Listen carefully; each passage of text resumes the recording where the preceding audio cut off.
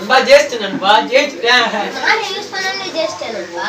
இல்ல நண்பா நான் யோசிச்சேன் மால் யூஸ் பண்ணலாமான்னு. எதுக்கு சீட்டிங் பண்ணி ஜெயிக்கணும்னு சொல்லிட்டு ராணான்னு விட்டேன் நண்பா.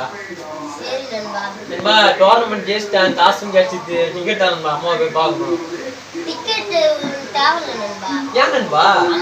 அம்மாவே வந்தாங்க நண்பா. அம்மா இங்க வந்துருக்காங்களா? அம்மா எங்க நண்பா இருக்காங்க? அம்மா அம்மா அம்மா அம்மா அம்மா நண்பா அம்மா புரியுது நண்பா.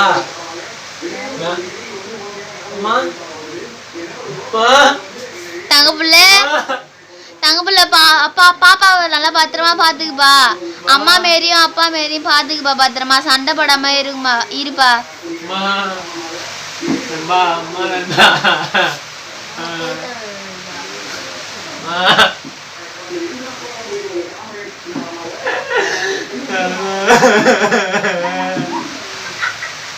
ஹாய் ஹலோ வணக்கம் அண்ட் வெல்கம். நான் உங்க ஏபி சவனன் தான். உங்கள் சாஸ்கே. இந்த வீடியோ உங்களுக்கு பிடிச்சிருந்தா மட்டும் லைக் பண்ணுங்க, ஷேர் பண்ணுங்க, சப்ஸ்கிரைப் பண்ணுங்க, பெல் ஐகானை கிளிக் பண்ணுங்க. நாங்கள் பண்ணியிருந்தில்லாங்க. அதாங்க ஒரு மிடில் கிளாஸ் பசங்களோட வாழ்க்கையும் அவங்க கோலை நோக்கி பயன்படாம ட்ராவல் பண்ணும்போது தான் எதனா டைமும் நேரமும் அவங்களுக்கு ஒத்துழைக்க மாட்டுது. அப்படி ஒத்துழைக்காமல் இருந்தால் கடவுளை யாரை குத்து என்னமாரி கடவுள் யாரை குத்து சொல்லாதீங்க.